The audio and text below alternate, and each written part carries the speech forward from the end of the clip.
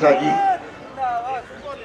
हमारे पूर्व अध्यक्ष सचिन पायलट जी, भाई साहब हिलाओ। हमारे मुख्य सचेतक महेश जोशी जी, महेंद्र चौधरी जी, उप मुख्य सचेतक प्रताप सिंह खचेरेवाल जी, जिला अध्यक्ष राजेंद्र यादव जी, ग्रामीण डीसीसी के अध्यक्ष गणेश गोगरा जी, यूथ कांग्रेस अध्यक्ष अभिषेक चौधरी जी, एनएसयू अध्यक्ष रहना रियाज जी, महिला कांग्रेस अध्यक्ष मुनीष गुजर जी, श्रीमती हेरिटेज महापौर सेवा दल के अध्यक्ष पारिक जी और मेरे तमाम मंत्रिमंडल के साथीगण, विधायकगण, शानचंद नीरज डांगी जी, यहाँ उपस्थित तमाम नेतागण, पार्षदगण, किसान भाई और बहनों और नौजवान साथी, मुझे खुशी है कि प्रदेश कांग्रेस कमेटी के तत्वाधान में आज ये धरना आयोजित किया गया। धरने का उद्देश्य क्या है आप सबके जहन में है। इस प्रकार 39 दिन हो गए, 39 दिन कि ठंड के अंदर जो हमारे किसान भाई बैठे हुए हैं बॉर्डर पर, 39 दिन में 40 मौतें हो चुकी।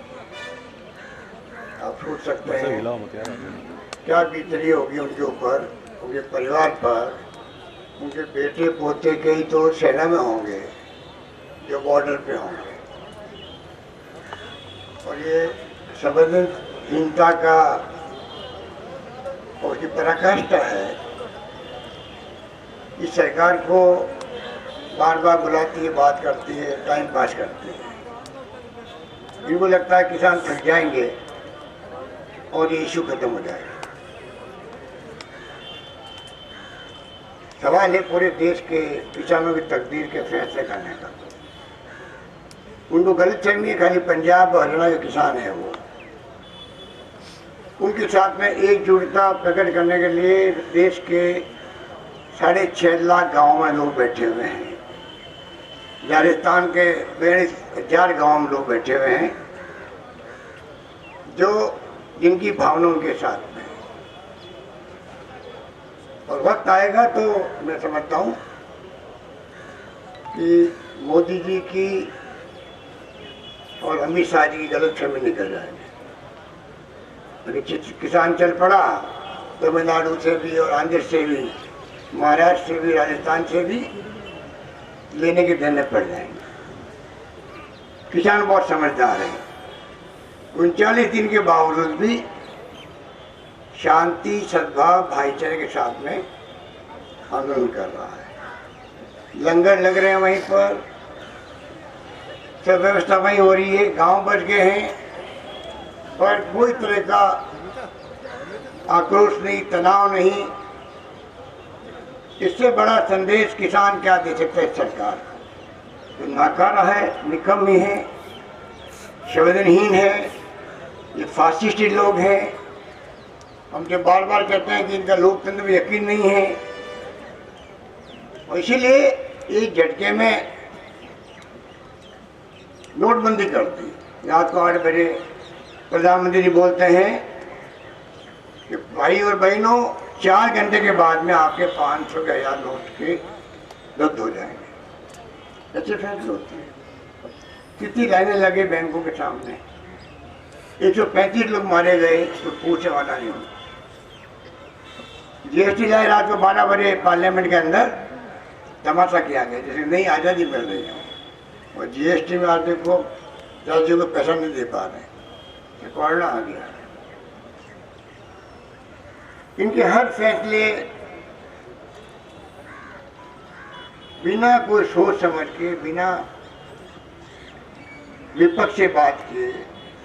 अब ये मुद्दा अभी मेरे से पूर्व वक्ता कह रहे थे, अगर मोदी गवर्नमेंट बात कर ली थी किसान नेताओं से, संसद में ढंग से बहस हो जाती, संसद में मांग थी विपक्ष की इसको सेलेक्ट कमेटी भेज दो, उसमें तमाम पढ़े हुए लोग होते हैं, वो बैठ के बात कर लेंगे, देशवासियों राय ले लेंगे, बाद में हम लोग इसको पास कर देंगे। तो क्या हो जाता उनका? तो जो अहम घमंड जो है वो इस कदर है इन लोगों के अंदर, जो काम करते हैं 370 हटा दी, हिंदू खुश हो जाएंगे, ट्रिपल तलाक लेके आ गए, हिंदू खुश हो जाएंगे। इस देश को 70 साल आज़ादी के पहले भी और बाद में भी महात्मा गांधी के रहनुमाई में, जिस प्रकार पंडित नेहरू, सरदार पटेल, मौलाना आज़ाद, अम्बेडकर के वक्त में जो सिद्धांत, नीतियाँ, कार्यक्रम, कोई वोटों का राज, लोकतंत्र, ये कोई मामूली बात नहीं थी। आज 70 साल के बाद में भी इंदिरा गांधी की जान चली गई, जिसने बांग्लादेश आज़ाद करवा दिया, पाकिस्तान के 2 टुकड़े कर दिए, परंतु वो खालिस्तान नहीं बनने दिया, अपनी जान गंवाना कबूल कर लिया। जो प्रधानमंत्री पद पर बैठी हुई थी, राजीव गांधी प्रधानमंत्री बनने वाले थे, जान चली गई, बम से उड़ा दिया गया उन्हें। सरदार बेंचनी थे वहाँ पंजाब के मुख्यमंत्री, देश नाबूद कर दिया वहाँ पर आतंकवाद को। आतंकवादियों ने मुख्यमंत्री रहते हुए उनको उड़ा दिया बम से। तो देश एक रहा, अखंड रहा। और ये लोग सत्तामाते कहते हैं कि 70 साल में कांग्रेस ने क्या किया। जिन लोगों को वजूद नहीं, जो लोग आज़ादी की जंग में कहीं नजर नहीं आते थे, कई लोग तो अंग्रेजों के ये मुखबिरी करते थे, लोग मुखबिरी करते थे, वो अपने पाठ सिखाते। 70 साल में क्या किया? 70 साल में बिजली थी आज़ादी के वक्त में, पानी की योजनाएं थी, सड़कें थी देश के अंदर, शिक्षाएं थी, स्वास्थ्य सेवाएं थी, बड़े बड़े बांध थे, कल कारखाने थे। क्या नहीं किया कांग्रेस? पंडित नेहरू की दूरदृष्टि थी, सब कुछ हुआ। पर क्योंकि जब आप तानाशाह प्रगति की भावना रखते हो दिल के अंदर, दिमाग के अंदर, फिर वही बात आती है कि जनता को जो हम कहेंगे ताली बजाओ, ताली बजाए, थाली बजाओ, थाली बजाए, दिया जलाओ, दिया जलाएंगे, क्योंकि हिंदू राष्ट्र की बात है। ये देश को हिंदू राष्ट्र की तरफ ले जाना चाहते हैं, जो कि असंभव है।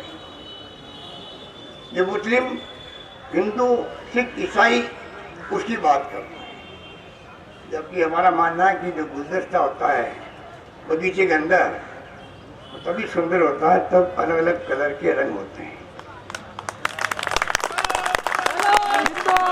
देखिए ताकत यही है, जिंदाबाद। देखिए ताकत यही हमारी दुनिया लोग मानती है।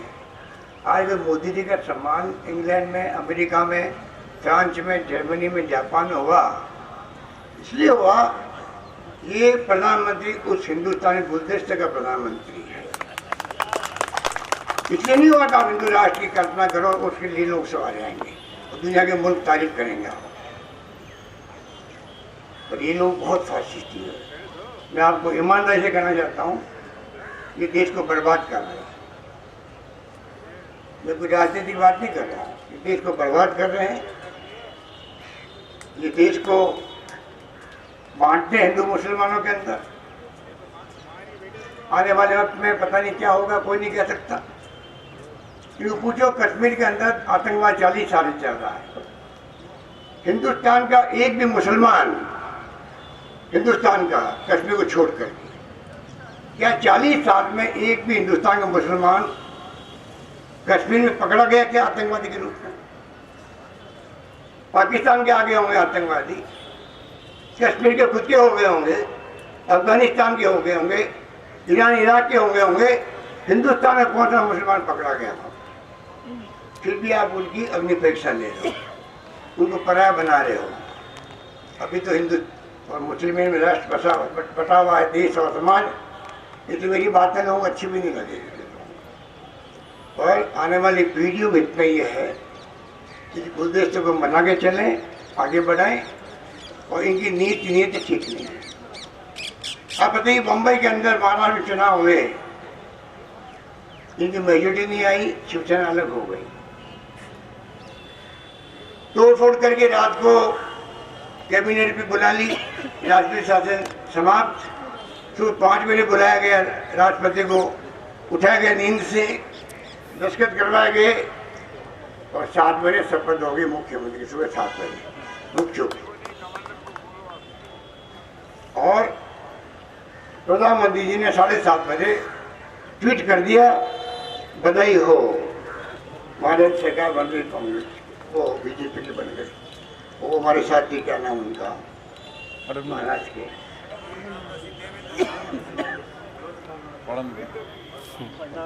फर्नांडिस साहब, भाई बधाई हो फर्नांडिस साहब, सरकार बना ली, शपथ ले लिया आपने। और फर्नांडिस साहब आप पर जवाब दे रहे हैं, मोदी है तो मुमकिन है। आप सोच लीजिए, मोदी है तो मुमकिन है। सुबह 6:30-7 बजे शपथ हो रही है। आप बताइए, कमाल हो गया। दुनिया में क्या सोचते हैं लोग, इस देश में सब कुछ संभव है। अमेरिका के होंडी मोदी ट्रम्प का हाथ पकड़ के बेचारे को घुमा दिया चारों ओर। ट्रम्प हाथ वो मेरे ख्याल से ज्यादा बुजुर्ग है इनसे भी, घुमा दिया पूरा। अगली सरकार ट्रम्प सरकार, और वहाँ की जनता ने धज्जियां उड़ा दी वहाँ पर, ट्रम्प साहब कर भी। और ऐसी धज्जियां अगर कभी हिंदुस्तान में उड़ रहा है मोदी जी की, आश्चर्य मत कर।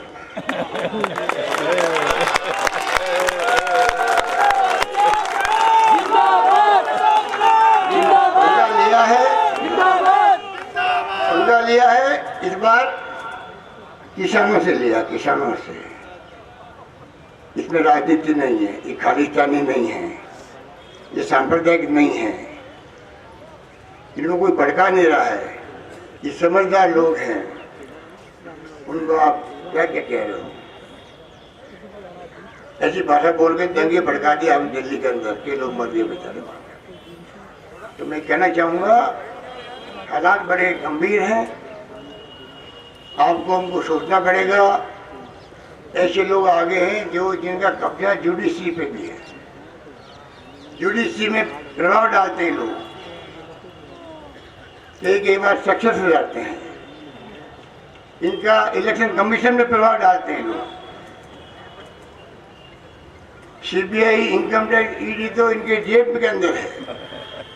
इशारा करते हैं जाइए और छापे डालिए, सीधा फोन आता है गृह मंत्री और पीएमओ से। आप बताइए, ये लोकतंत्र है? हर व्यक्ति आज बात करते चमकता है, भाई फेस टाइम पे बात करो, व्हाट्सएप पे बात करो। ये स्थिति क्यों बनी देश के अंदर? इसलिए मैं कहना चाहूँगा कि ये आज जो आप बैठे हो धरने पर, ये धरना जो है ये किसानों को एक संदेश देने का है कि पूरा देश, पूरा प्रदेश के तमाम कार्यकर्ता आपके साथ एकजुट हैं, आपके संघर्ष हम साथ हैं। जब आप अपमान करोगे तो हम बॉर्डर पे भी आ जाएंगे। गलतफहमी नहीं होनी चाहिए, कोई नहीं जाएगा। अभी हमने रोक रखा है, हमारी पार्टी की नीति है। पहले ही उन पर आरोप लगाते, राजनीति पड़े भड़का रही है, लेकिन पूरी तरह वो किसानों के आंदोलन है वो। तो हम एकजुटता दिखाने के लिए अभी दत्ता साहब जी का आपको 7 दिन तक हमारे विधायक लोग अपने अपने क्षेत्र में जाएंगे, लगातार किसानों से वार्तालाप करेंगे, बताएंगे, उनको समझाएंगे, सरकार ने जो काम किया वो भी बताएंगे। तो मैं कहना चाहूँगा कि हालात बड़े गंभीर हैं और 86% किसान जो है देश के अंदर, उसके पास 5 एकड़ से कम जमीन है। आप सोच सकते हो, और एवरेज से 2 एकड़ ही है। हमने कहा कि उनकी 5 एकड़ तक की होगी जमीन, कुड़क नहीं करेंगे। हमने बिल पास किया राजस्थान सरकार ने, 3 बिल संशोधन किए मैं केंद्र वाले बिलों एक्ट को। पता नहीं राज्यपाल महोदय पर क्या दबाव है, तो बेच नहीं रहे हैं केंद्र को। और ये कारण था कि आंदोलन शुरू हुए और मोदी जी अगर बात सुन लेते सबकी बिल पास करने के पहले डायलॉग रखते विपक्ष से भी, ये नौबत नहीं आते देश के अंदर। और अभी भी ये हो रहा है। मैंने फोन किया राष्ट्रपति भवन में 4 मुख्यमंत्री, पंजाब, राजस्थान, छत्तीसगढ़, पांडिचेरी, कांग्रेस के मुख्यमंत्री मिलना चाहते हैं। क्या दबाव है राष्ट्रपति जी पर? इत्यादि पहली बार हुआ होगा राष्ट्रपति से तो कोई एक मुख्यमंत्री मिलना चाहता हो, उसी वक्त टाइम मिलता है उसको। आप गए राष्ट्रपति भवन, एक कप चाय पिलाएंगे आपको, बात करेंगे ज्ञापन नहीं और करना ज्ञापन, फिर नहीं, आज तक नहीं बुलाया गया। ये कम्युनिकेशन गैप जो है वो पैदा करवाया जा रहा है इस एनडीए सरकार द्वारा, इसलिए ये स्थिति बनी है। तो मैं कहना चाहूँगा कि आज कम समय के नोटिस में इतनी बड़ी संख्या में आना, इस रूप में बैठना, ये संदेश है उनके लिए भी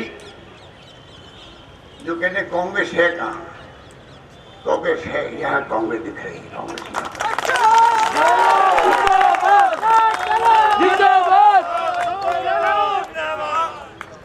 दिल्ली के मीडिया के चक्कर में नहीं आना अपने को।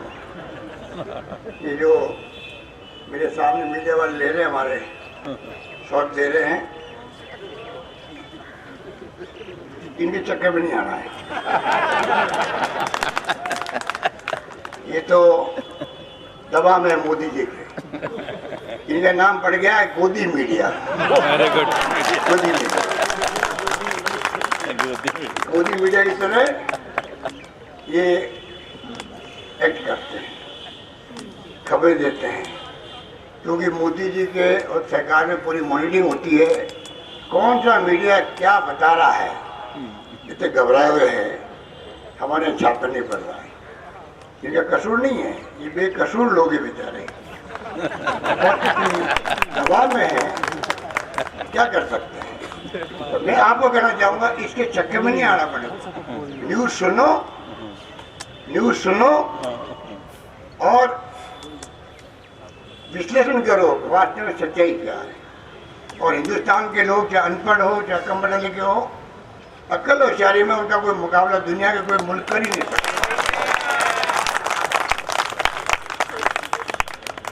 ऐसा पासा पढ़ते हैं पता नहीं लगता। इंदिरा जी ऐसी मान्यता हार गई, जैसे बांग्लादेश आजाद कराया, और 2.5 साल में आप ऐसी आंधी चली वापस कि पूरे हिंदुस्तान में भारी बहुमत से वो वापस प्रधानमंत्री बनी। उस वक्त मैं भी एमपी बना, 40 साल हो गए, 42 साल हो गए। अच्छे अच्छे लोगों को इसने इस जमहूरियत के अंदर जनता ने सबक सिखा दिया, बड़े बड़े लोगों को भी। तो मोदी जी को बहुत घमंड है, अहम है।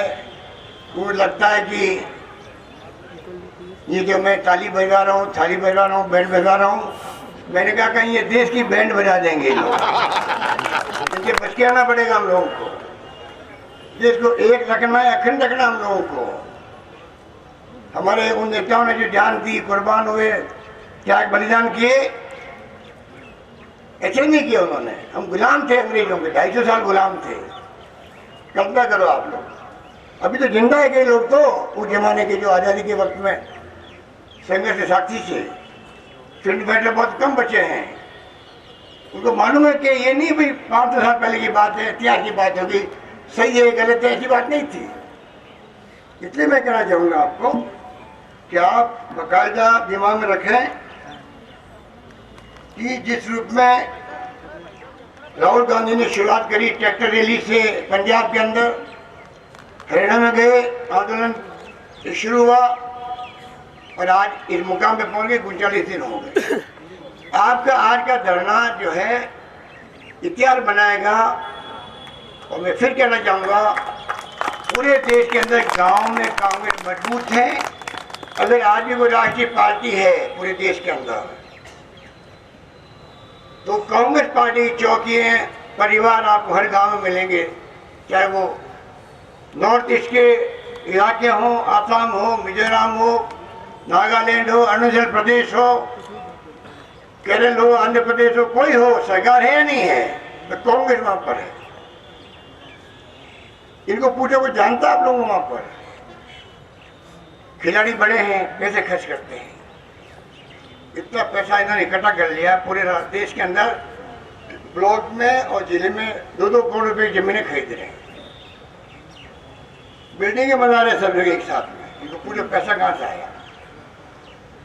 इन्होंने इलेक्ट्रल बॉन्ड बना दिया है, जो इंडस्ट्रीज पैसा देगा किसी को नहीं मालूम पड़ेगा, और किसी पार्टी को ये चंदा लेने नहीं दे रहे हैं। ये बहुत खतरनाक बात है लोकतंत्र के अंदर जो चल रहा है अभी। तो मैं कहना चाहता हूँ, आज निकला हूँ 8 महीने के बाद में, मैं पहली बार आपके दर्शन कर रहा हूँ 8 महीने के बाद में, जो क्योंकि मैं घर से ही बराबर लगातार कोरोना का मुकाबला कर रहा हूँ आपके आशीर्वाद से, और कोरोना की उन्होंने धज्जियां उड़ा दी है, कोरोना खुद ही खत्म हो गया, बहुत नीचे आ गया है, और वैक्सीन भी आ रही है। तो कोरोना का मुकाबला करने के लिए कोई कमी नहीं रखी सरकार ने, और पब्लिक ने भी इतना साथ दिया। कोई भूखा नहीं सोएगा, कोई भूखा नहीं सोएगा वास्तव में। खाना पीना देना, पड़ोसियों को देना, बांटना, आपस के अंदर कच्चा खाना, पक्का खाना, संस्थाओं ने, एक्टिविस्ट ने, धर्मगुरुओं ने, आम जनता ने कोई कमी रखी नहीं। लॉकडाउन लंबा चला था, कैसे बोल सकते हैं। हमने भी यहाँ पर, ये कुछ हमारे बैठे होंगे यहाँ पे स्वास्थ्य मंत्री, कोई कमी नहीं रखी। आईसीयू के बेड बनाना हो, वेंटिलेटर की व्यवस्था करनी हो, टेस्टिंग के लिए हम लोग जाते थे पूना, कोरोना टेस्ट के लिए। आज 60,000 टेस्ट पर डे हम कर सकते हैं, कैपेसिटी में पैदा करिए, तो कम नहीं थी। तो मैं कहना चाहूँगा कि कृपा करके, पैसा भी लाओ मत यार, क्योंकि अभी कंट्री भरे माहौल बना दिया, कांग्रेस तो खत्म हो रही है। मोदी जी का कांग्रेस मुक्त भारत बनाएंगे, वही कह सकता जो खुद फासिस्ट हो, सोच फासिस्ट हो। अगर लोकतंत्र में विपक्ष नहीं होगा तो आप क्या कर लोगे अकेले? लोकतंत्र में विपक्ष की भूमिका बहुत बड़ी होती है। हम सत्ता में मिले हैं, सत्ता के पार भी हम लोग हैं, हमारी अपनी अलग भूमिका निभाएंगे हम लोग। पर अगर ऐसे लोग आगे बैठ जाते सत्ता में जिनका विश्वास नहीं लोकतंत्र में हो, तो फिर कई तरह की चुनौतियां सामने आती है, देश के सामने आती है। इसलिए मैं, और मिलते रहेंगे, अब तो कोरोना ही खत्म हो रहा, तो मीटिंग शुरू भी करेंगे, जिलों के अंदर भी जाएंगे, गांव में जाएंगे, आपसे मिलेंगे। तो मैं आपसे अपील करना चाहूँगा, गांव में जो अध्यक्ष जी ने आह्वान किया है, हमारे विधायक लोग 7 दिन तक, एक बार इंदिरा गांधी जी ने प्रोग्राम बनाया था, हम लोग भी गए थे, और ये प्रोग्राम आज चल पड़ा है। 28 तारीख स्थापना दिवस से चल पड़ा है। अध्यक्ष जी के नेतृत्व में समझता हूँ कि राजस्थान भर के कांग्रेस एकजुट होकर इस काम को आगे बढ़ाएंगे और संदेश देंगे। और आपसे मैं अपील करना चाहूँगा कि आपकी सरकार जो आपने बनाई है पिछली बार, कोई कमी नहीं रखेगी। आपकी दुआओं से, आपके आशीर्वाद से जो मैनिफेस्टो ने बनाया है, उनको आधा महीने के हम काम कर रहे हैं। आधा मैनिफेस्टो पूरा हो चुका है, आगे और लगातार काम होते रहेंगे, और आपके सुख दुख में हमेशा हम आपके साथ खड़े मिलेंगे। यही बात कहता हूँ, मैं आप सबको मुबारकबाद देता हूँ, बधाई देता हूँ। धन्यवाद, जय हिंद, धन्यवाद।